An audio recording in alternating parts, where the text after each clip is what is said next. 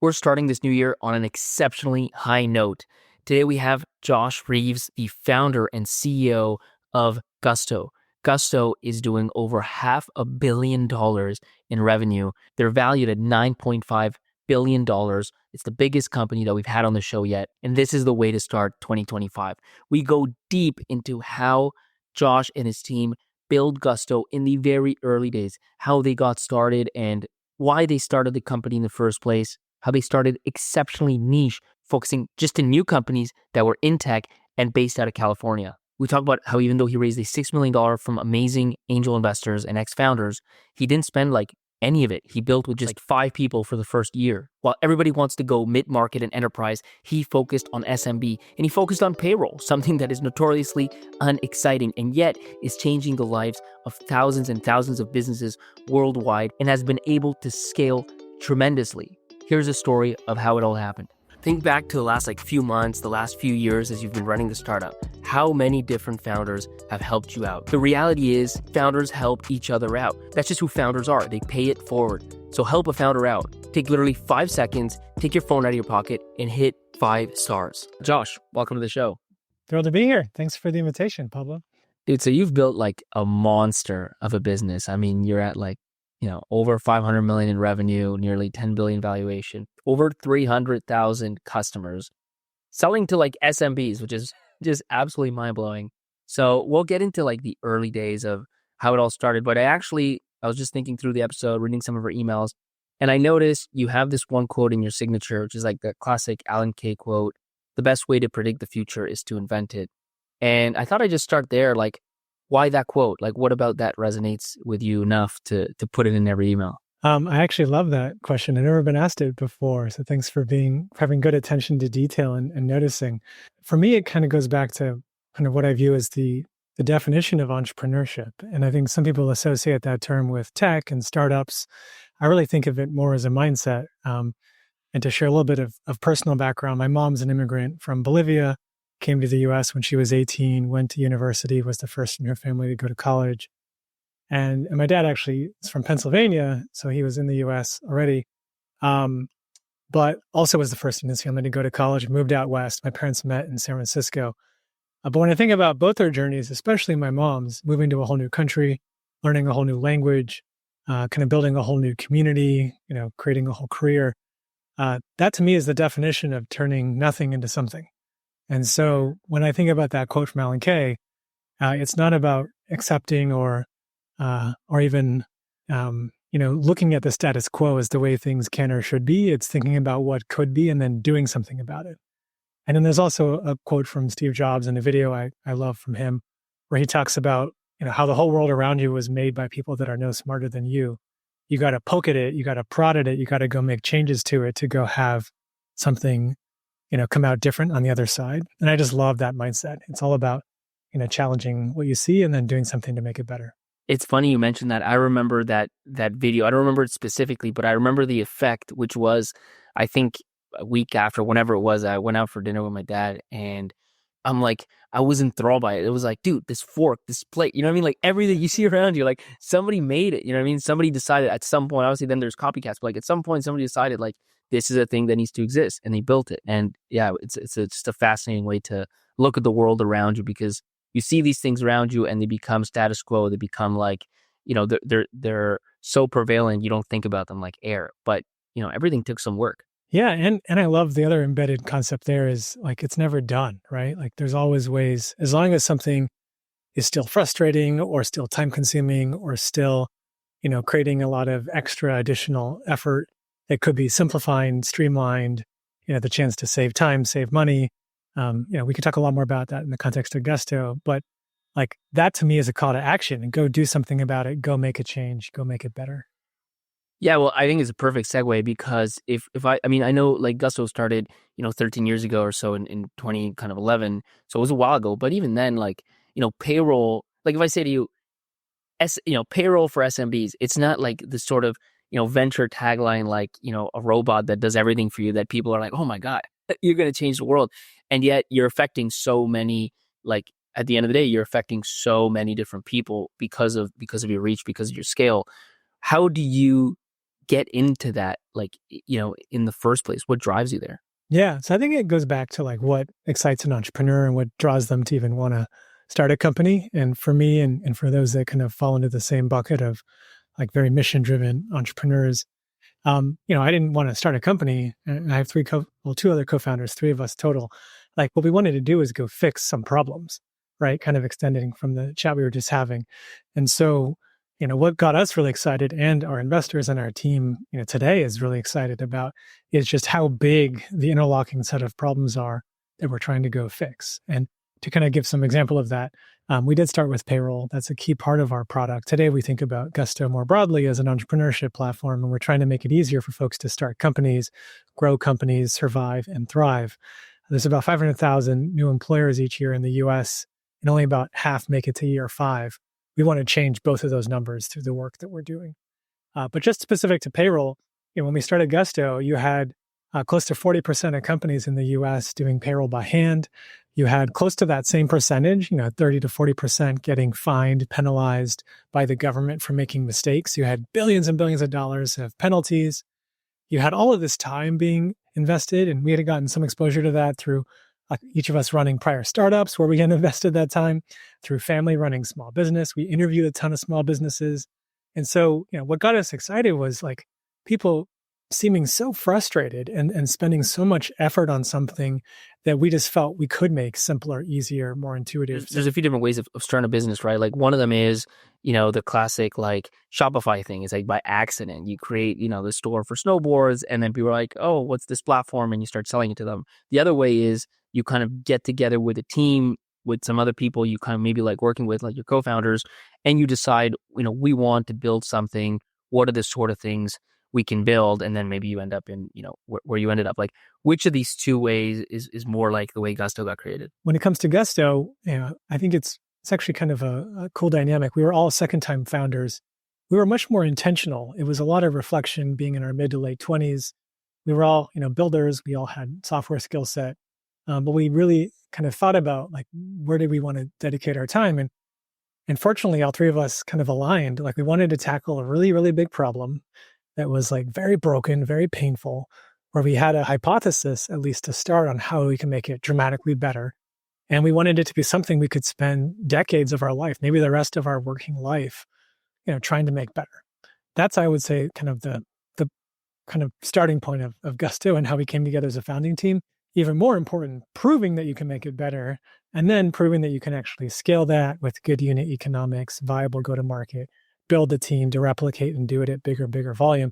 That's all stuff that comes later. But like, you got to have a big problem that's very obviously a problem, if you're going to go spend decades trying to make it better. I think, I completely agree. And I would argue like 95% of the companies that kind of don't make it to product market fit, maybe 95% is high, but like a very high percent of the companies that don't make the product market fit were never solving like an important enough problem in the first place. Like that's what I see most commonly, whether it's as a VC or somebody that like, has helped, a bunch of these, and frankly done it myself, but like helped, other companies, like, and it's just like, you look at it and you're like, at the end of the day, like thing you're solving, maybe you're solving it, maybe it's a good solution, but like, it just doesn't matter that much. And so you're just like pushing a boulder up a hill like forever, and like trying to do that for 10, 15 years.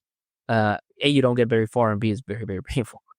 Well, that's why, and I know your audience is mostly, I'm talking to the audience, you all are mostly entrepreneurs or aspiring entrepreneurs. It's an amazing choice to kind of go down that path, and also know that, statistically, a lot of companies don't work out, and that's not a reason not to try. It's just don't beat yourself up, iterate and realize that there are a bunch of kind of stacked risks here. And you already alluded to a few, I'll add a few more, like, the problem could be too small. And that's actually not a big risk if you're just trying to build a business.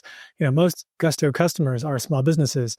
Like they don't want to scale into big organizations. They just want to go deliver some meaningful product service. It could be a small law firm. It could be a small cafe. It could be a small dentist shop or dentist office. Like they're just going to go deliver value to their customers and their communities. And that's wonderful. But if you're trying to go tackle a big problem or have the potential and raise, venture money and scale a bigger scale, then it has to be a big enough problem. And then the next big thing is, can you actually solve the problem, right? Like there's plenty of problems out there that haven't been solved yet, which means there's going to be a startup at some point that solves them. But, it has to not just be a hypothesis. You have to prove it. And then, like I mentioned earlier, it's also all the corresponding key ingredients. If you're going to be a for-profit business of like, do you have good gross margin? Do you have good acquisition cost to get a customer in the door? There's a lot of ways to also solve problems with bad business models where then, the company doesn't exist in the future either. So I want to get into the interviews and the building, but I have to ask one more question.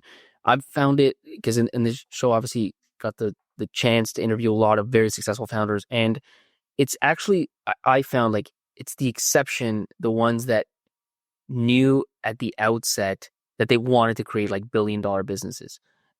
And I contrast that to me as a VC, like everybody that pitches me a pre-seed or seed is like, I'm building a billion-dollar business. Was that your mindset like back in 2011 that you wanted to create like a unicorn type scale outcome? So I think this is important for me to share on my philosophy and our philosophy. I view things like valuation and headcount as byproducts.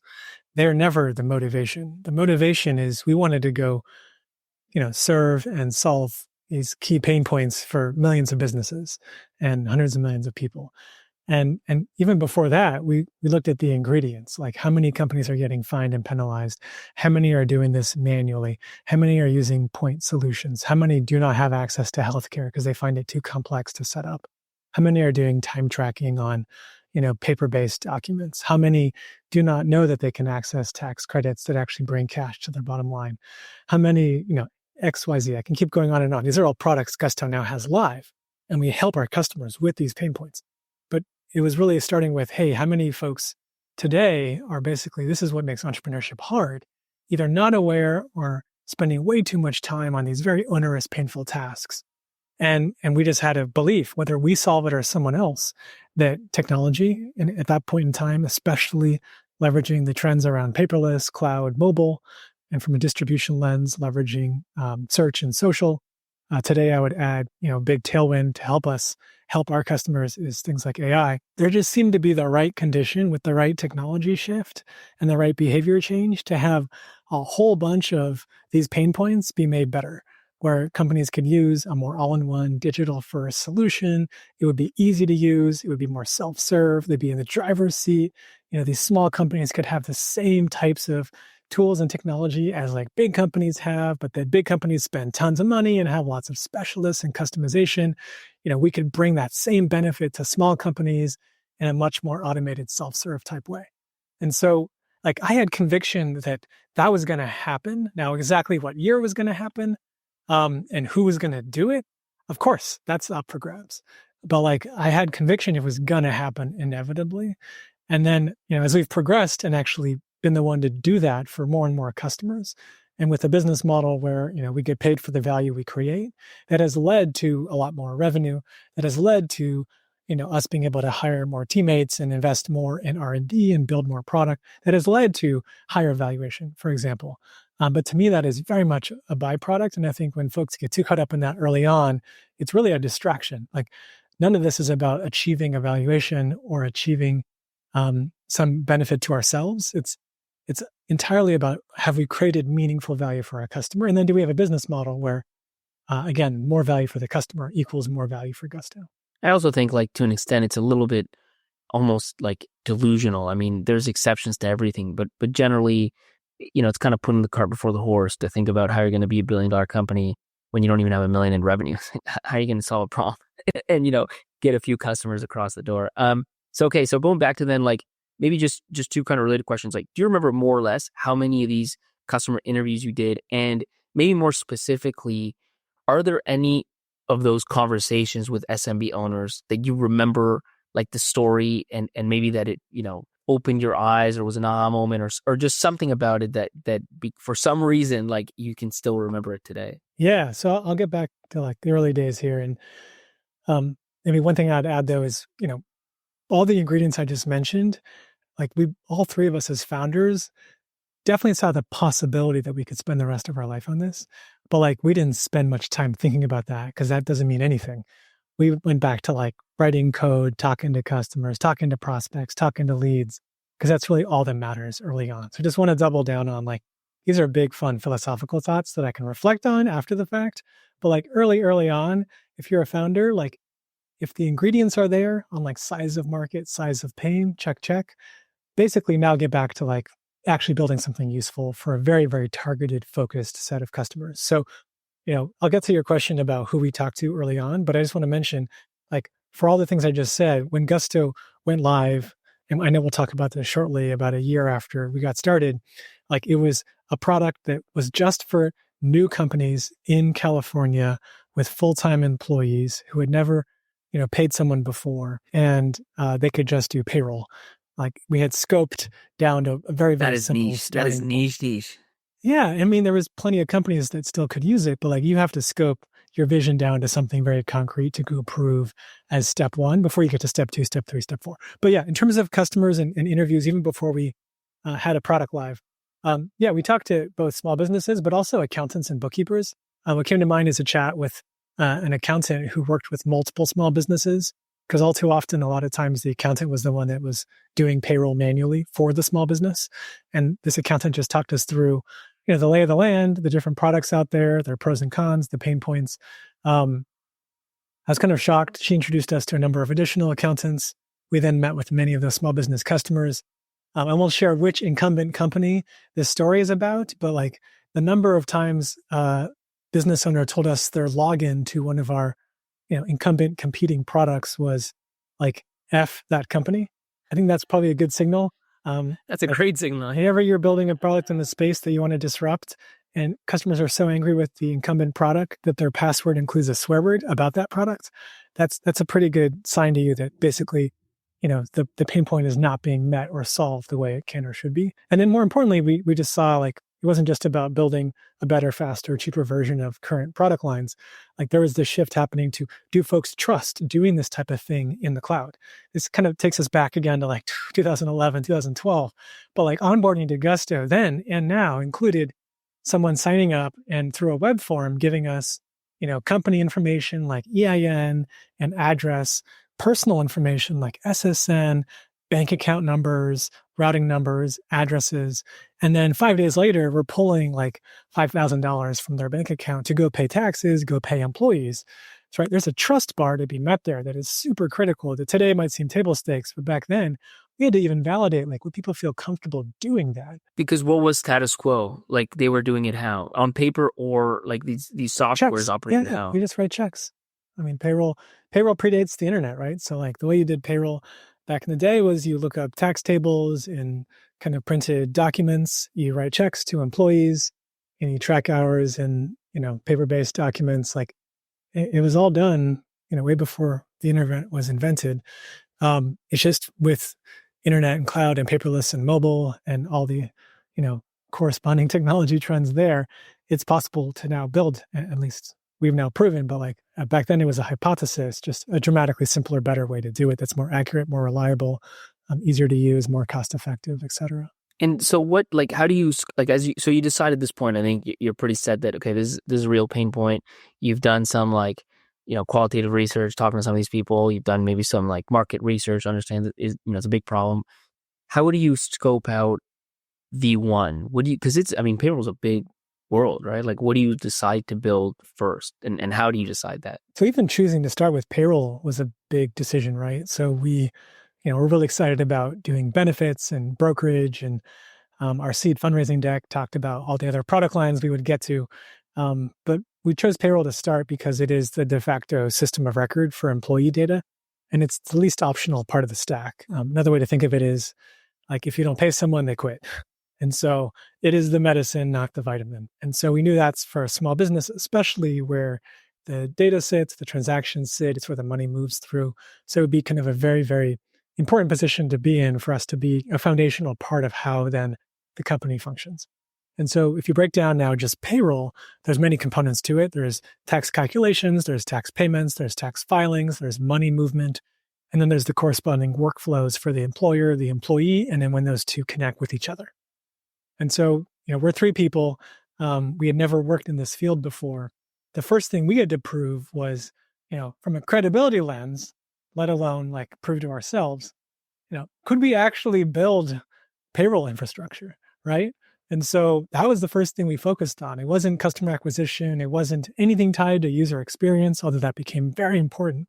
when we launched the next year, it was, could we literally just do tax filings, tax calculations, tax payments accurately, reliably, and not, some of the time, all the time? Because in the space we're in, whether we were 3 people back then or today over 2,500, it is something that has to work right. So other product domains have different dynamics to it, but when you're in our product domain, right, this is people like getting paid so they can make rent. Or when we launched health benefits, it's like their kid being covered and getting help when their kid gets sick. Like these are really, really critical, very, very important experiences that we are always, grateful and take very seriously in terms of our approach to doing it the right way. And so the first thing we built was literally the ability to pay ourselves, where in a compliant way, where we would actually have money like go into our bank accounts. We also weren't going to pay ourselves till we could use our own system. So that was maybe another little added incentive for the 3 of us, is that we. So you're customer number one, like you're dog fooding it. I mean, we were definitely the first people to get paid through the system. And again, we hadn't been paying ourselves yet, so that was like a fun added incentive. And so the money movement piece, the like tax calculations piece, the filings piece. There's actually over 10,000 different tax rules across the country. These are local, state, federal. We focused again just on, being in the Bay Area, in California, in the US. But even that was still a lot of different rules and requirements. And that was the first kind of big push we made, was to like get to that milestone. I can talk about the next set of milestones, but I'll pause there to see if you have any. Yeah, well, I'm curious, how do you, first, how do you choose that scope of like Bay Area, new company, hasn't paid anyone? Like why that decision? So target customer, that's a piece of this. We knew that, this is a pretty generalized problem, right? Every company, wherever you have capitalism, you have work, you have a company, you have jobs, you have currency, you have pay. These are all pretty foundational concepts. And so from day one, we were really focused on a mainstream pain point. I think that came from our research and talking to the small businesses around us. And yes, we were in the broader Silicon Valley area, and there's a lot of tech, but there's also a lot of non-tech, frankly, everywhere, including in Silicon Valley. And I love reminding folks, today, like there's more dentist offices in America than tech startups. And so we had an early on hypothesis, and it just showed up as a big part of our strategy. Like, we're here to go solve the pain point for as many of these mainstream small businesses as possible. We love serving tech as well, but like we're going to go after and chase the big opportunity here to meet and serve millions of companies, and not just the tech startups in our backyard. And so that meant it was going to be obviously small, because when you look at the number of employers just in America, there's about 6.2 million employers in America. Over 4 million of them are less than 5 employees, right? Like 2/3 are less than 5 employees. And so, if you're going to tackle the bulk of companies or try to reach a big segment of the market, in what we're doing at least, you're going to be focusing on smaller companies.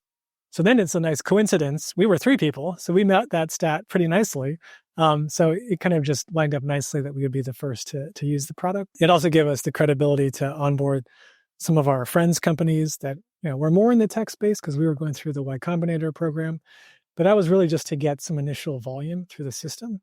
And again, mostly we were proving out that we could do tax calcs, tax payments, tax filings, ACH, money movement accurately, compliantly, and efficiently through the system. That was the first big milestone for us to prove. Well, you mentioned YC. I wanted to ask about this. I mean, you're in YC, I guess, is that 2011 or 2012? Winter of 2012. So kind of January, February, March of 2012. I'm really worried because listen, like you've been listening for like what, 10, 20, 30 minutes now. Clearly you like it. And the thing is, the next episode is way better and you're going to miss it. You're going to miss it because you're not following the show. So take your phone out and hit that follow button, which in any case is still like pretty early. I mean, it's not like batch 1, but it's still pretty early YC days. Like, what was it like going through YC? Like, what was that experience like? I'm curious, especially back at that time. I'm sure Paul was very, very involved. And, I guess Airbnb would have gone in, 2-3 years earlier. Like, it's just that's kind of the world you're coming from. Yeah. I mean, I'll give you a little bit more history too. One of my co-founders, Eddie, had done YC with his first company in 2008. So he even has more stories. That's when it was all in Boston, and Paul and Jessica would like cook dinner for everyone and they would all eat together. But yeah, when we did it in 2012, first, the reason why we joined it was we just saw multiple reasons. Number one, like the dynamic of all being at the same stage, really just beginning the business and going through those first few months together um, was exciting. It led absolutely to us having a bunch of ready to sign up customers for Gusto. So it was a fantastic way to jumpstart kind of initial usage. And then it also, frankly, was a great for the companies that stand out in a YC batch. Like we had a fantastic fundraising moment in that spring where we did a $6 million seed round. And so the impact, which is huge, like is huge ever, but it was very big at that time for a seed in 2012. It's not normal. Yeah, I mean, we had proven out that we could build a system that worked. We had onboarded our first set of customers. We did the seed fundraising, but yeah, YC, the community aspect. We talked to a bunch of alumni, and they all just had really high, promoter. We could use NPS. We use NPS a lot at Gusto, but talk to alumni of anything, and if they speak very highly of it and give positive endorsement, that's a good sign. But we knew that it would just be very relevant to our product domain as well. So very grateful and proud that we went through the program back then. And like when you raised that 6 million seed, you were kind of just launching. You had like a handful of customers. Yeah. So our next milestone was like now we were serving a number of other YC companies. We raised that seed round to start building out more of our R&D team because we knew we had a lot more product to build, a lot more payments infrastructure and tax infrastructure to build. And we also knew that we weren't ready to launch yet because if we're going to serve small business, one of the biggest things we had to prove was that we could set up a product that was so easy to use that it wouldn't require high touch. It wouldn't require any face-to-face interaction. Like when I had set up payroll with my prior company with a vendor, like they wanted to meet, grab coffee, kind of connect, exchange documents. And like they were a lovely person. They bought me, a hot chocolate. But like I was busy. I wanted to be back in my office writing code, not meeting in person with someone. And so we had a hypothesis that like we could build something that was so easy to use, anyone could use it with no training. We also had a hypothesis that obviously we could onboard in a way that was, very, very self-serve. We also had a hypothesis that the employee would log in and be able to do their own interactions. And so we had a number of kind of milestones to work through in those first several months. We didn't launch till December of 2012. So we did YC at the beginning of 2012. We raised that seed round in the spring. We launched publicly in December of 2012. And when I say launched publicly, that's when we actually had a website where you could set up, enroll, start using Gusto, pay an employee, entirely through the web app without actually ever talking to us. Up to that point, there were pieces of it that were more manual. You might have to call us. We hadn't built out the employee flow yet. We hadn't built out the employer flow yet. We hadn't built out the run payroll flow yet. And so in that, 12-month period, we were doing a lot of iteration, a lot of software development. We were still doing all of the back-end processing at bigger and bigger volumes. So we had gone to around, I think, like 50, 60 companies using Gusto prior to launching. But once we launched, we had 100 companies sign up that we had never talked to all across California who we had never met. And that's when we started knowing, hey, we're onto something interesting here. Because now we have actually a good feedback loop on like the ability to have folks sign up in a self-serve fashion and actually start using the product without, meeting Tomer, Eddie, and I in person. You raised that $6 million seed in early 2012. What do you do with it? Like, do you grow your 3 people at that point? Like, do you grow to like 20, 30 people right away? Or like, how do you use that in that first kind of year as you're still building towards a public launch? Yeah. So I think my mental model on fundraising is there should be a reason to raise money. And in addition to that, don't spend money because you have it. So when we did our Series A, which I know is fast forwarding a bit in 2013, we still had like 2/3 of that seed round in the bank. And so maybe there's, in retrospect, some optimization around dilution stuff, et cetera. But we got a good price. We got some fantastic angel investors. It was 20 founders, CEOs that, did that seed round. It was the founders of PayPal and Instagram and Mint and Eventbrite and Stripe and Nest and a whole bunch of really incredible businesses, Box and Dropbox. And so, I was really grateful to have those folks get involved. Most of our money, to answer your question, was focused on hiring engineers, designers. We started building out the beginnings of our go-to-market motion, and that ended up being where I focused more of my time and attention. My other two co-founders focused more on product and engineering and design. I focused much more on go-to-market, distribution, as well as kind of broader operations for the company. And so we had added like one or two folks more on the kind of content marketing, inbound marketing. HubSpot had started getting some traction. That whole concept was kind of becoming more prevalent. But the bulk of the team, when we raised our Series A in 2013, we were probably about, I want to say 10 to 15 people, was mostly engineering and product folks at that point. Okay, so like pre-launch, you were probably maybe 10 total.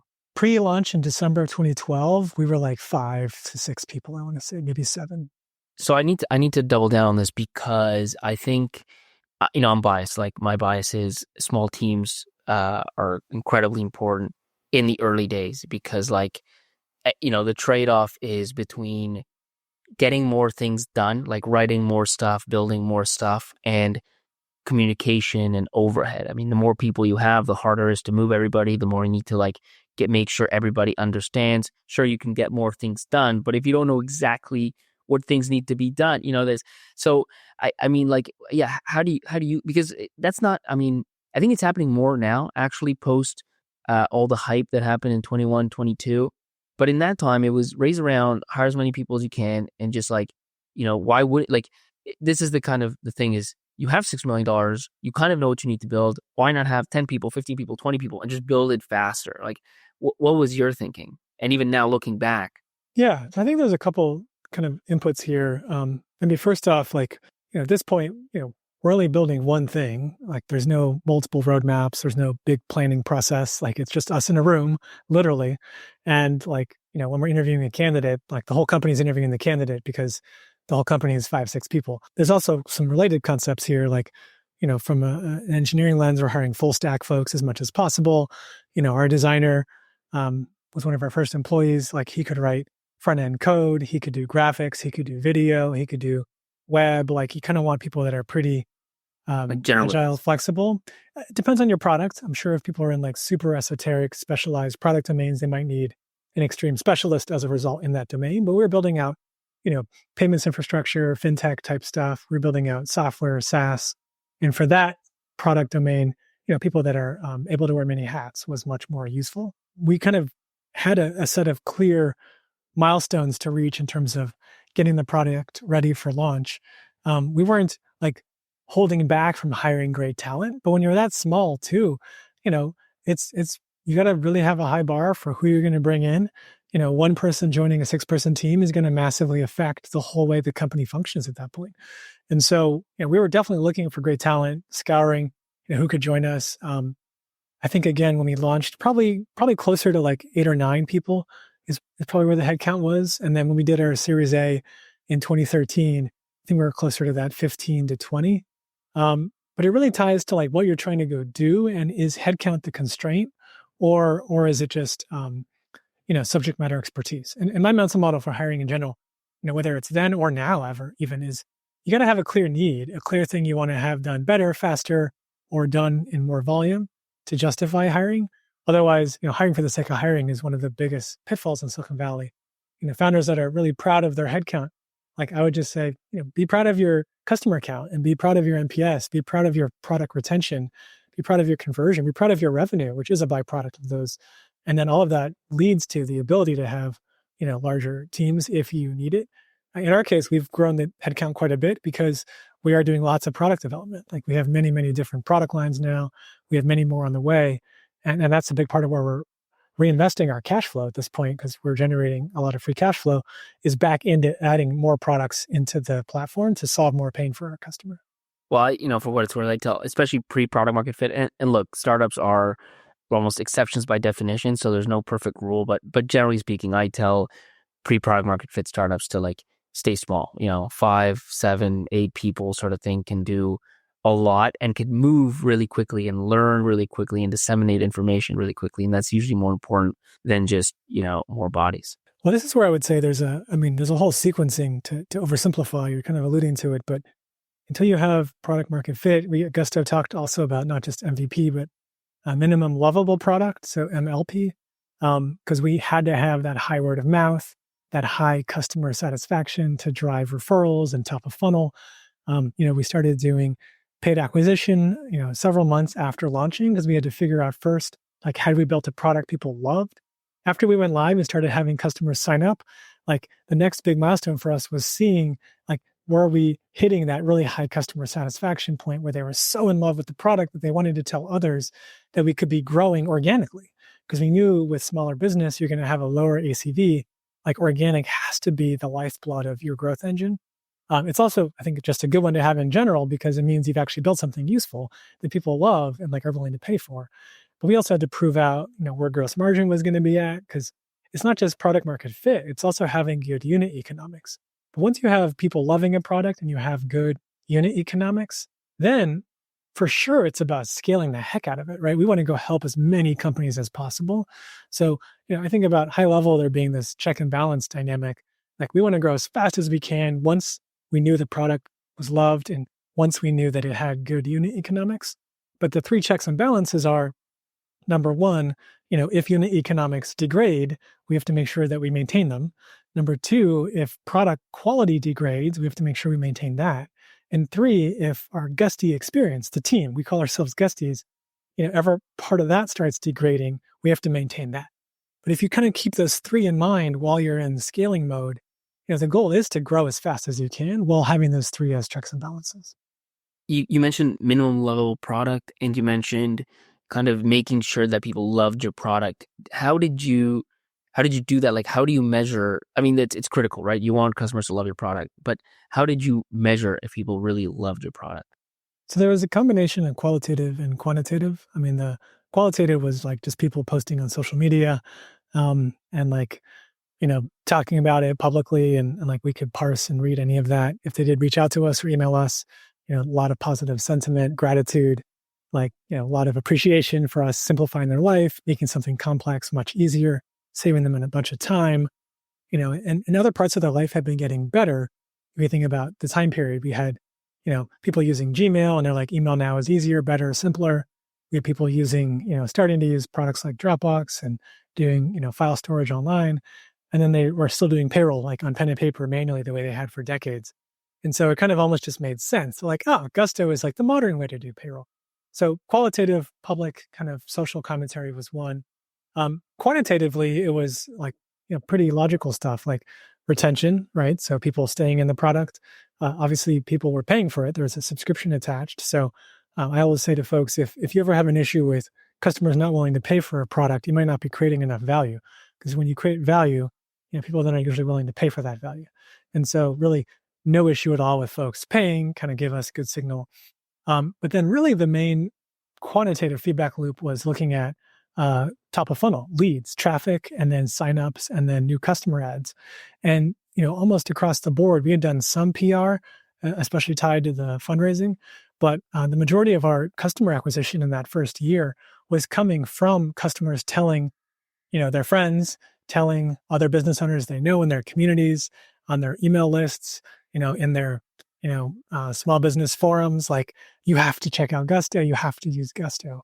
What do you think drives that? Like, this is something, I mean, everybody wants referrals and, I have companies I know with solid retention that get some word of mouth, but they're just like, how do I get more referrals? How do I get more word of mouth? Like, what do you think was driving so much word of mouth because Gusto, like, payroll's not like, it's not like a Snapchat where it's like, dude, look at this cool new app, right? It's not like the thing people talk about, and yet you're getting a lot of it. What do you think was driving that? The amount of pain that we were fixing. Again, I think the more you talk to small business owners, and I can go on this for a whole hour, I'll hold myself back, but like, it is still way too difficult to run and start a business. And there are so many different compliance headaches and hurdles and hoops to jump through. And at this point, we're obviously further along, but even then, when we just took payroll, made it dramatically simpler, we would send an email to folks that said, here are all the forms you need to do this quarter. We did them all for you. Have a good day. Like, that was a magical moment of folks wanting to just show love to Gusto.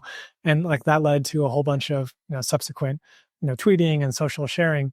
But like, that just wasn't the way it had been done before. People were just used to like this being a like kind of brutal time suck, like that would drain you and take you away from why you actually started your business, and turning it from that into something that felt magical, felt simple, like saved you time. Again, for a small business owner, really, really was special. right? Like that small business owner doesn't care too much about things like Snapchat. Like they care about things like that actually make their life simpler because they're trying to hold the whole thing together, wearing 20 different hats with their 5-person team, and seemingly no one's cared about them for a long time because most software companies want to move to enterprise or upmarket.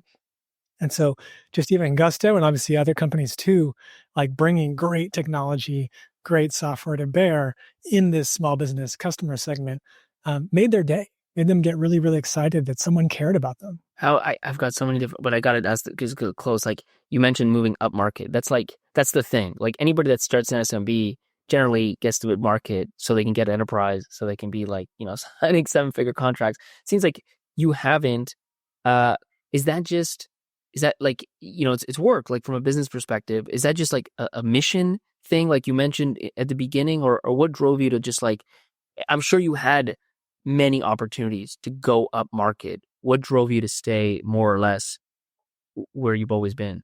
So our long-term ambition is to solve pain wherever it's at. That means eventually Gusto will be serving all size companies in all countries around the world with, all pain points tied to running a business. Now, obviously, we have to sequence it. We have to prioritize. You kind of can't snap your fingers and do all of that all at once. But I wanted to note that like there's obviously a lot of pain in lots of places. Every year we've progressed further in expanding who we can help, expanding the product mix we have, et cetera. But especially, to early stage founders, and I know that's a large part of the audience, focus is so, so important. So for us, we started and have as our core small business. Now, to your point, why do a lot of SaaS companies in particular leave behind that segment? Well, it's not about passion or interest. It's you got to find what works for your company. For a lot of companies tackling small business, customer acquisition is really hard. And you typically have a pretty big leaky bucket problem as well. And so whenever I meet founders, I ask them if you're serving small business pain points, like what's your NDR? What's your net dollar retention, given that leaky bucket problem? And, what's your customer acquisition cost? Like, are you actually cost effectively reaching and expanding your customer mix? And if both become really challenging, that's probably a good reason to pivot and or move into larger contracts where you have more stickiness. Customers stay around longer and exist longer, and also they're obviously paying much more as well. Now, on the flip side, if net dollar retention and CAC is great, and it has been at Gusto since the beginning, then you just want to crank that flywheel and crank that engine for as long as possible.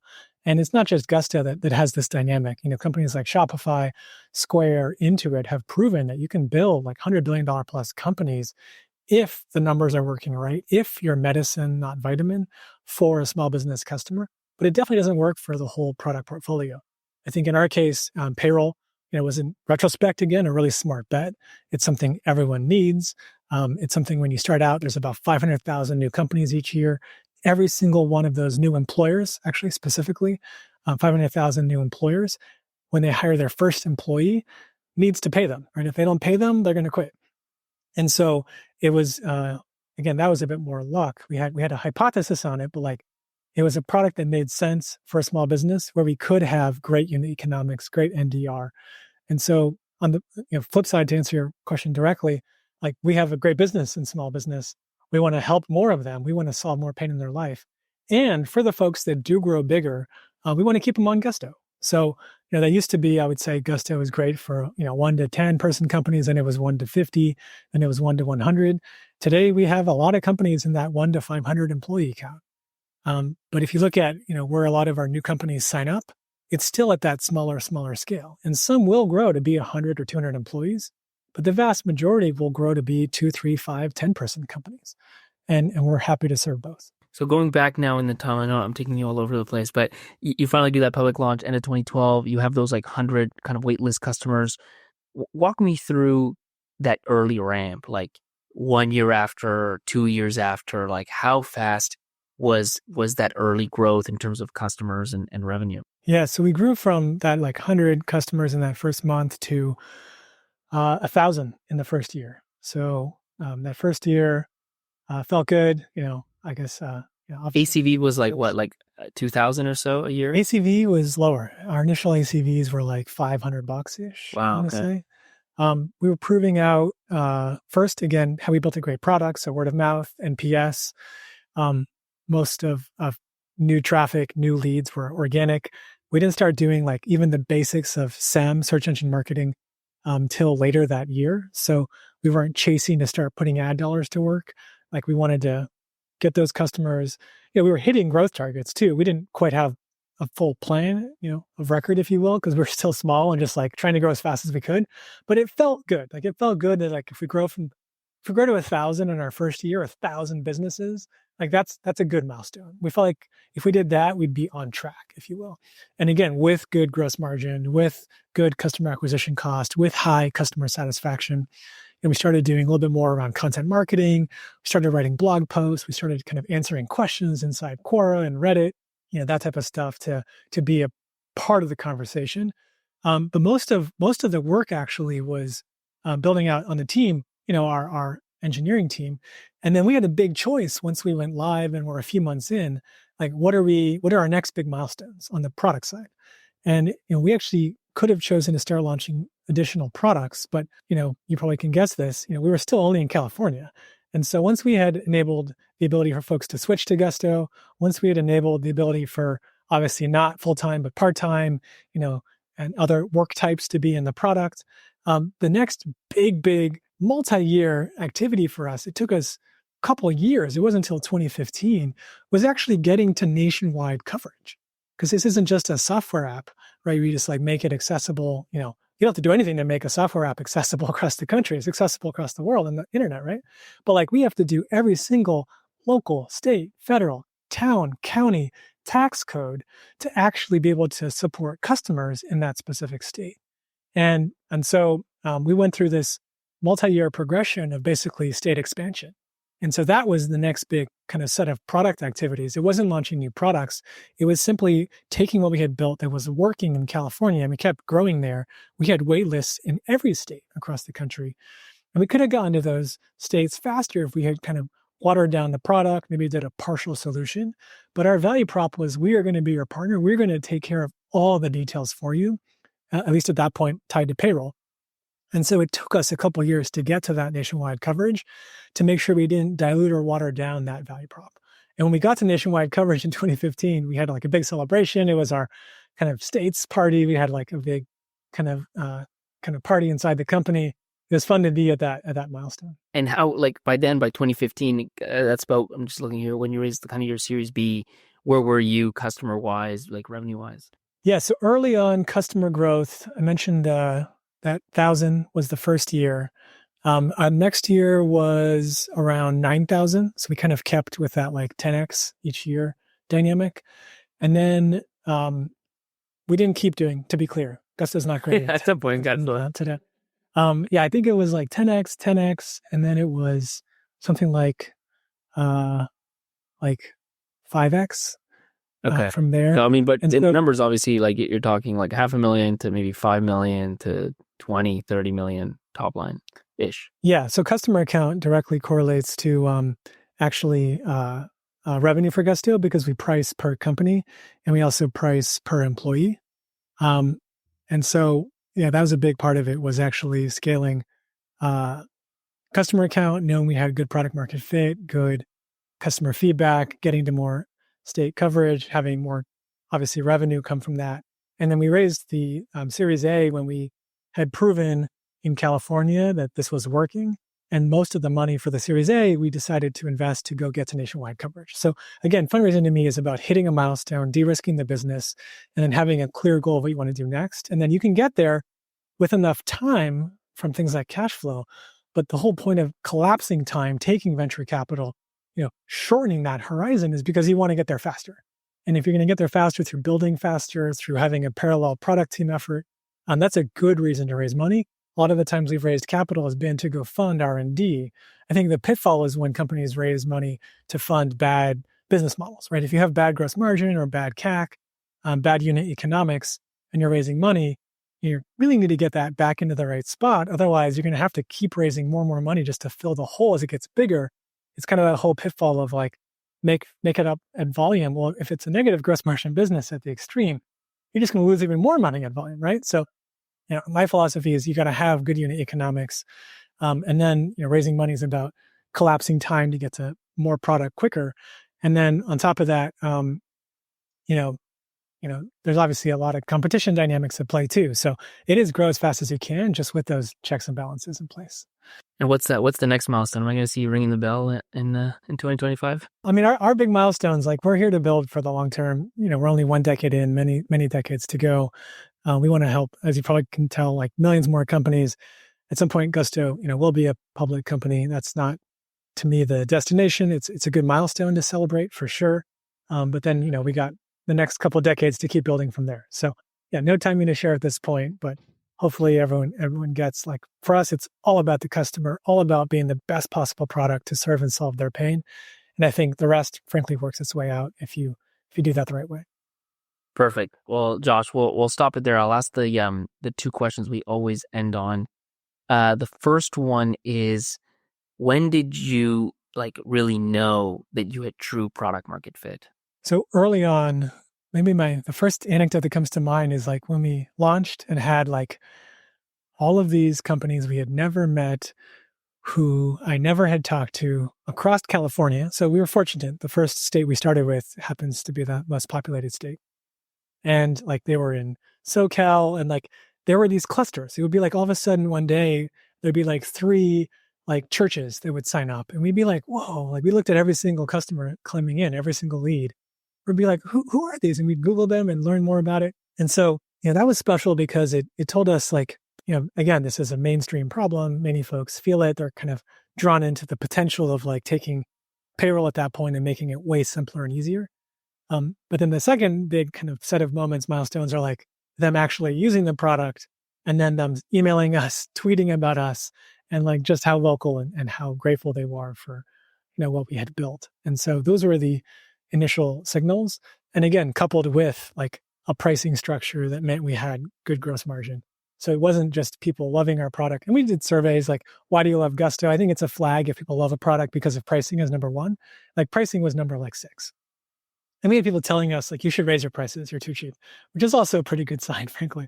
But like the number 1, 2, 3, 4 reasons were like time savings, ease of use, simplicity. And like also when they called in, we were there to help as well. So also great service. But it was, really that we had proven that hypothesis that it was possible to build like what I would call modern software. And I can go on a whole diatribe about like, I think enterprise software historically. Like modern software is there to make you have superpowers. Done right, it gives you this incredible augmentation, and you feel like you can do way more than you could before. I think, unfortunately, a lot of software historically kind of felt like you had to conform to it. You had to read books, you had to read manuals, training materials, and like learn how to use it. Great software done right, and we're still working to keep getting better at this. It doesn't require training or make you feel like you have to learn how to use it. It's there to give you superpowers.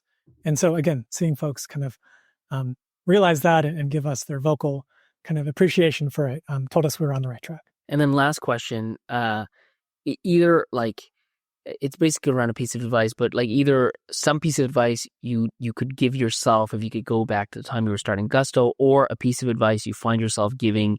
I'm sure you meet a lot of like early stage founders. So something you find yourself, like some of the most common advice you find yourself giving early stage founders these days.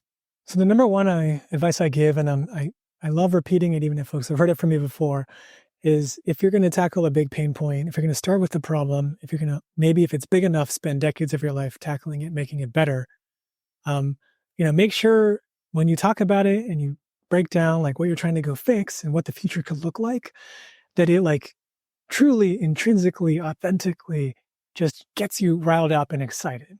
Because there's going to be all the bumps and, ups and downs along the way of actually executing to go actually solve that problem. And the way I've at least gone through all of those different hurdles and challenges, and it could be tied to team, it could be tied to execution, it's all of the above, is I just keep going back to like why we exist, what we're trying to make better. And if we do our job right, we've done obviously some of it so far, we have so much more to do.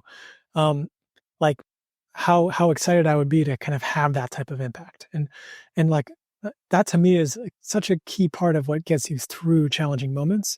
So yeah, the way I kind of frame it as advice is imagine it's the 10,000th time you're describing what you're doing. Will you be as excited as the first time?